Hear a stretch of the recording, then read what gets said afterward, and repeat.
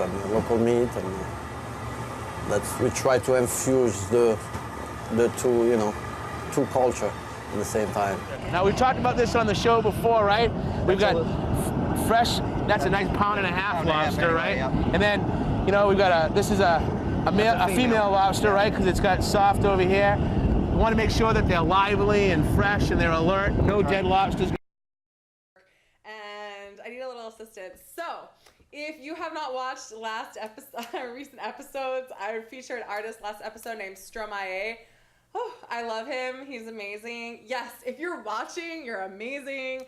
And I realized in my explorations recently, one of the reasons why I like him so much is that he really explains the male experience in a different way that I don't think American men are allowed to feel. So let's do something a little bit creative and actually get a clip. It didn't occur to me to do this, but I could totally pull a clip from last episode before we do this emotional check-in, so I can show you who I am talking about and what I am talking about, because each episode is a little bit different. Today I was thinking to myself, should I put on the pressure to do clips every episode? And I think, again, I just remember the words of Susan, the executive director here at CCTV. She said something so profound. Chris Lawn, too, gave me a lot of support from the programming office, and they just said, keep making episodes. Just keep making episodes. And that's why I'm here. And I was telling someone about Café con Gas today. And I was sharing what the experience was like, and it was just this beautiful dialogue, and she asked me, she's like, how do you do it? You work full time, you're studying. I don't glamorize it. I crashed sometimes. I got sick in February, which I can prevent in the year to come. But I also, I love it. I sit in this chair and I feel the rush of my free speech rights. And I feel the excitement of my emotional check-in, and I sneak peek to my right, and I see Wade and Tony volunteering all the time, and it's beautiful. It's engaging with the community, and I'm really excited. And again, and all this talking, today you guys can see the computer. I was also explaining this too, how it's really unique how in Café con Gas, another part of this experience is that while I'm talking to you live, I have a keyboard and I have a switchboard and I have a PNP. I can fade out and in. I'm gonna do a little PNP right now, and I'm gonna bring up the computer. So please don't, just take a moment. Let me there you go. I'm gonna go to the video because I'm not showing the computer to show me. I'm showing you to show the last video. So I talked about, let's see where this is gonna play right now. Stromae, this is what I was talking about.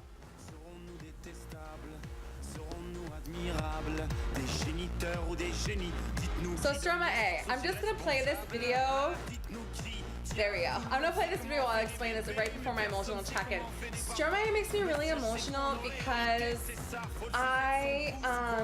he allows me to look into a journey and look into an aspect of man I haven't had exposure to. A lot of what I had exposure to is the mannequin, dad coming in, everything is fine, and then a couple years later, everything was actually devastating. So I think also with this, Papa Ute also means Papa, where are you? So there's also for me this calling of Papa, where are you? Not just a regular Papa, but we're talking across the gap. We're talking Papa, we're talking, biological dad, metaphorical dad, Jesus dad. I mean, everything. It's like, it just touched me so much. So this is exciting. I think something new was born. Here's a clip from last episode. So this is it. So, he goes and he talks about like reaching towards his father, and he can't. And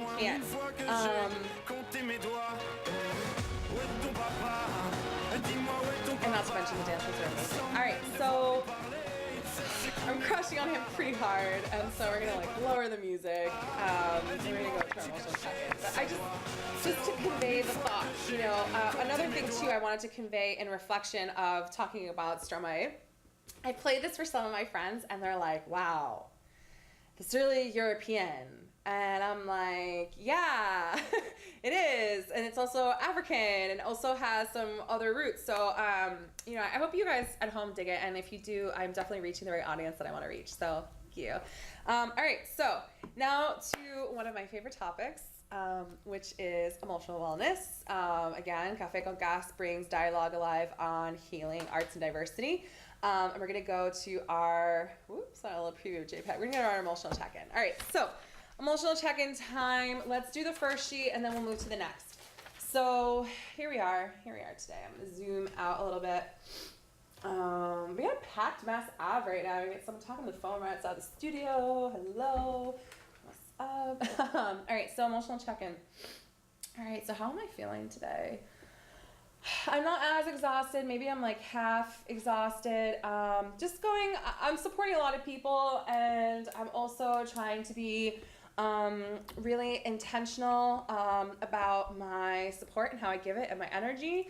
And I haven't perfected that yet. So I struggle a lot with I struggle with my energy recently. And I listened to that, and I was actually, I wouldn't say ecstatic, but I was really happy that I gave myself the right to rest this weekend. I know the right to rest sounds really bizarre, but I had a lot to do. I'm going to be a bridesmaid this Friday, hey! But I had a lot to do, and it was just really interesting for me because, I honored my body, but I also felt overwhelmed with the fact that, like, I had to just, like, crash completely. So really bit overwhelmed, exhausted, and happy. I would say, like, happy. I also say thankful. And I would also say, in a world that's so data focused and you go, go, go, go, go, go, go, I also took the time to just say, I'm really thankful for what I have. So that also goes into the happy, thankful. So let's go emotional check-in level 2 for everybody at home. This is called an emotional wheel. This is a mood chart. This is an emotional wheel. Not to be confused with like mood charting on your app or something like that, which if you're feeling mood like fatigue or you're feeling symptoms of like depression and anxiety, mood charts can actually be really helpful because you think about anxiety, you think about PTSD, you think about, well, you may not be thinking about either, but if you think about the genre of emotions, the feelings of emotions, it's also really important to talk about your emotions to figure out symptomatically like what's going on in your life. Like, for instance, I had to lay off the cinnamon dolce lattes in the morning at work because I felt like sleeping at 2. And I just felt like this, I noticed like, within the hour, I was just feeling just a little bit, just too much sugar. Coffee is great. Café con gas is what's up. But I just felt that extra shot of sugar was really bothering me. So then I was trying to correlate, times that I feel anxious with, okay, let me reflect. Was my interaction with someone really difficult? Or, think of like strategies, like, was it more difficult?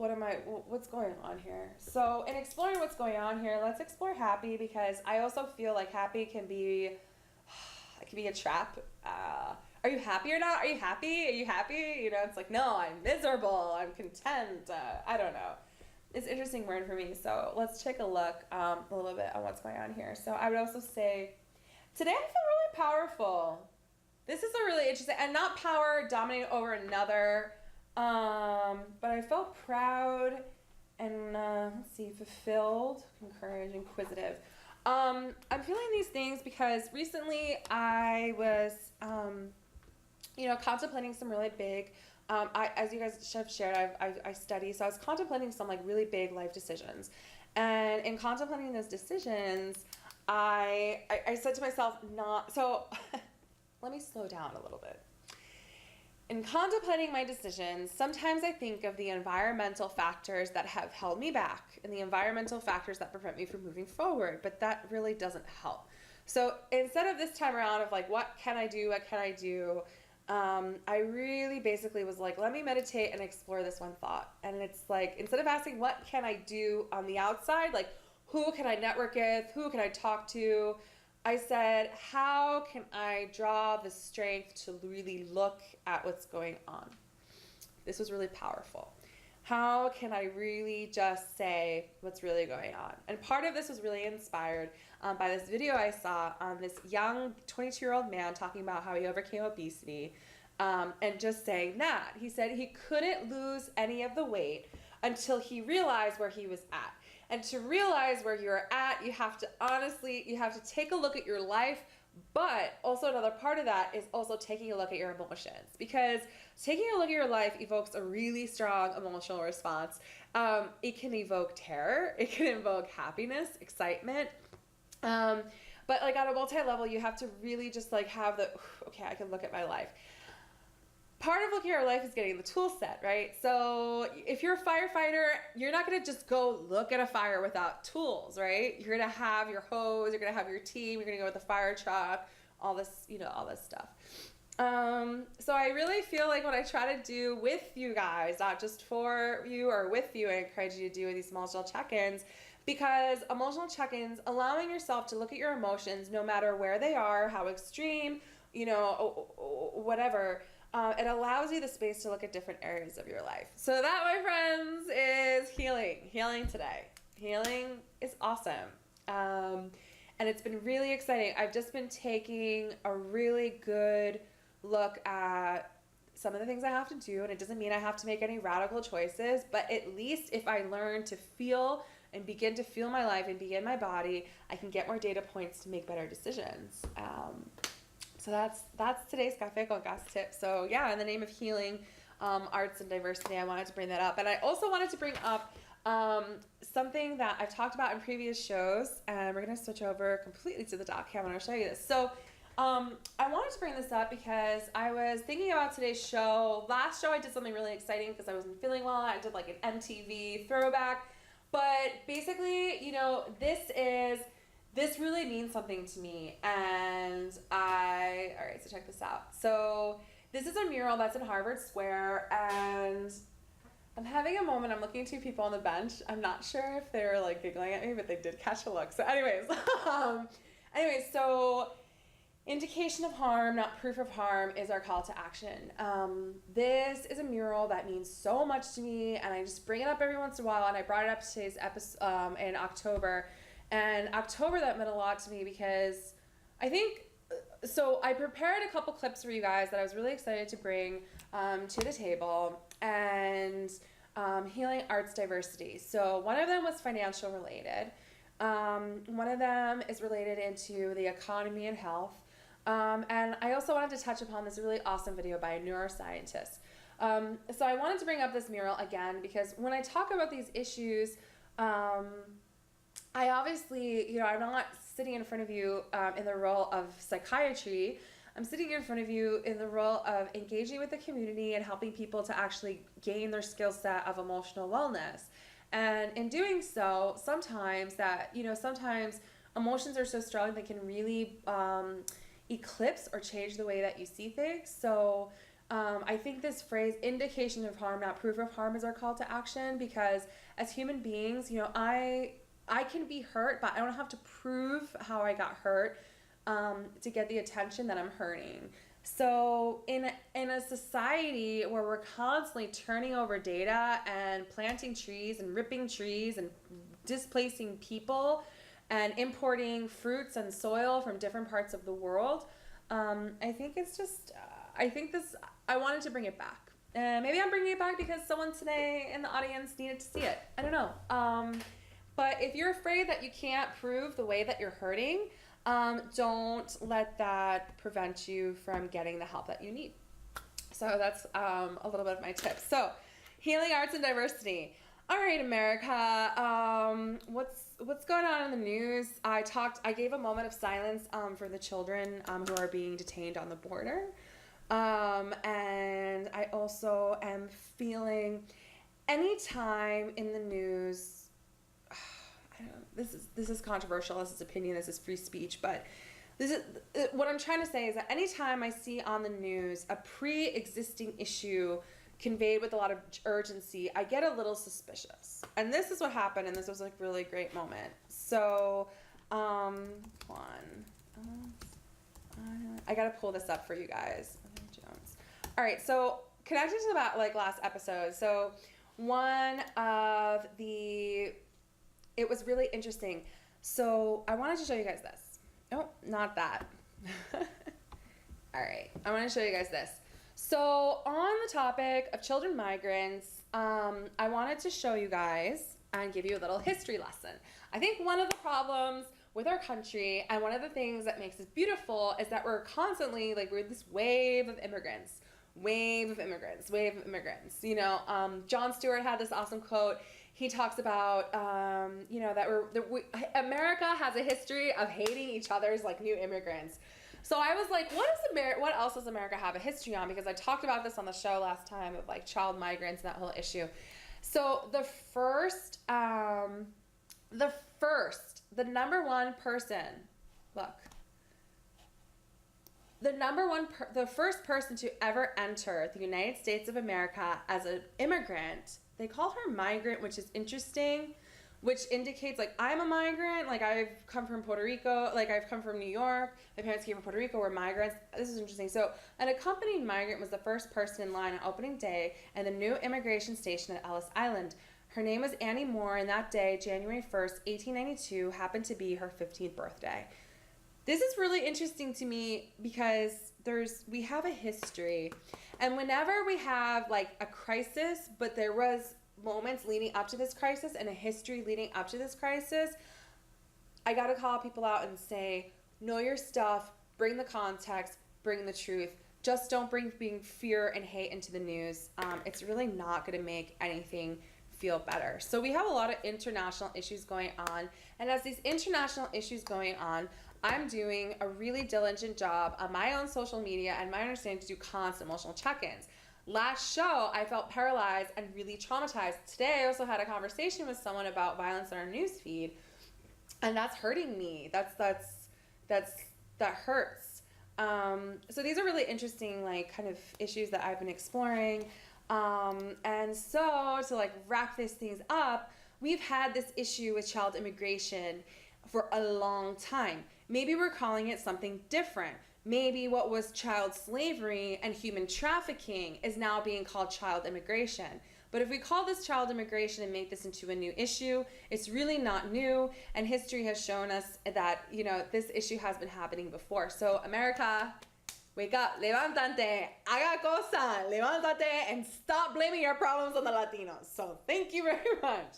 So that's, you know, that's my clip. That's my you know, announcement and support for this issue. So I also have this really awesome clip, and I want to talk about something else. So what I notice is, how can I say, there are issues abroad that are being covered abroad. There are issues domestically that are being covered domestically. The president of Honduras, but he said in response to this immigration issue with children that it's America's fault and their drug policy's fault. So this was really interesting to me. So in the midst of this all going on, what else is happening? There's $1 trillion in student loan debt. I don't mean a little bit, I mean $1 trillion on student loan debt. So when America makes an issue of something that already has been an issue and that already should be addressed, and they simply kind of starve the public of real information, so they just get this, like, fear-based thing going on, something's wrong. And right now we have a student loan crisis, we have a debt crisis, we have child immigration crisis. This is a very real situation. But we have really major big things. We just had in the Metro West area, you know, a big telecom company, a pyramid scheme. We have identity hacking. We have China hacking local governments on a local level. So I understand all these things are going on. Report on it, be constructive about it, but don't eclipse the issues that Americans have the right to change. Because if I'm just looking at the entire world, I'm going to be paralyzed if I don't do anything in my own country and act on my own agency. So, debt. Segue to our next topic, healing arts and diversity. I am no Susie Orman. To be quite frank, her style, I need a little bit more nurturing to release some financial blocks instead of being like, you messed it up all the way at the beginning. Like, I feel like that's her style. So she talks about being, like, young, broke, fatherless, all this stuff. But you know what? I need some diversity, right, guys? Healing, arts, diversity. I need a more diverse financial representative. And I found her, and I've known her for a while, and this is Left Eye from TLC. They were a group in the 90s. Changed my life, changed a lot of women's lives, changed a lot of women of color's lives, men of color, all that jazz. But here's Left Eye explaining how a music artist can go bankrupt. And I think this is brilliant. May she rest in peace, and also rest in power. I'm gonna show you this clip right now. Trust me, you can sell 10 million albums and be broke if you have greedy people behind you. All right, this is how a group can sell 10 million records and be broke. And everyone, get ready to do your math. When we first started out, we were kind of cocky. Okay, there are 100 points on an album. TLC had 7. Every point is equal to 8 cents. All right? 7 times 8, 56 cents. But as time went on, we learned a lot. That means every time an album gets sold, TLC gets 56 cents. So 10 million records, $5.6 million. Seems like a lot of money. Well, it's not a lot of money when the record company has spent $3 million to record your album.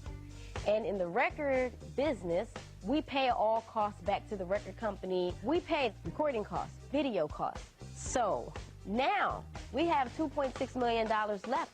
Well, guess what? When you have that much money, you're in about the 47, 48, 49% tax bracket. So that immediately gets deducted to $1.3 million. Then you split the rest 3 ways. You got about $300,000 apiece, if that much. Okay? $300,000. I can buy a nice house with that. And what am I gonna pay my bills with?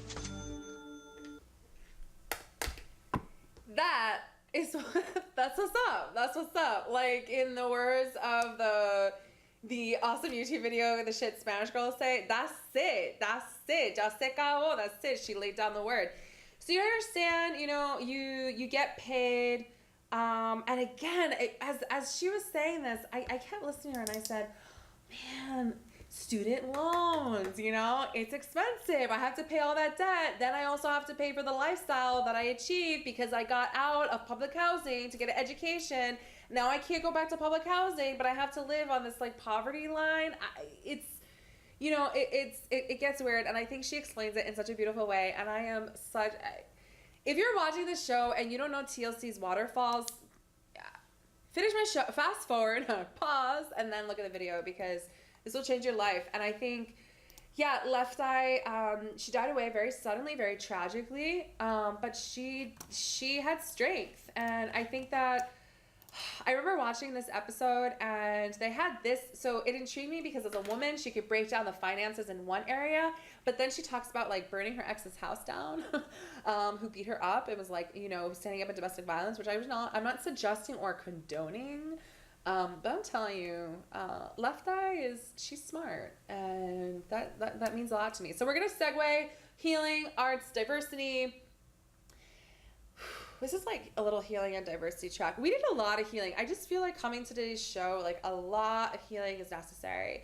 And I wanted to bring up an article. Actually, we're gonna shout out Forbes. Hey guys. We're gonna talk about so this is what's going on. This article is almost 1 year ago, August 7th, 2013, and I have not seen any reform except for Martha Coakley, Elizabeth Warren and Martha Coakley, but more so Elizabeth Warren. She's on this tip. Where's my bailout? Where's my bailout? The crisis almost collapsed and my generation absorbed the debt. Take it away from the eye. What about the parents who are co-signers and can't afford this?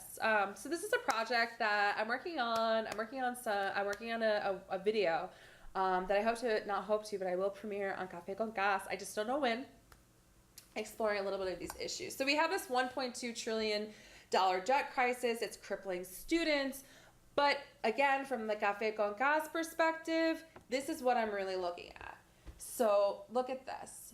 This is Harvard School of Public Health. So, okay, great. We have $1.2 trillion. I know we have debt. I know we operate from debt. but what are the effects on the human body? Unable to pay your student loans and having absolutely no negotiation from the lender to to understand your situation causes chronic stress. Debt is another. I read this article and it said that violence had gone down, and I'm like, that's BS. It hasn't been destroyed. It cannot be. It just is transferred in some other way that I feel like is with this debt. It feels as financial, it's corporate, and it creates chronic stress. So here's the biology of chronic stress.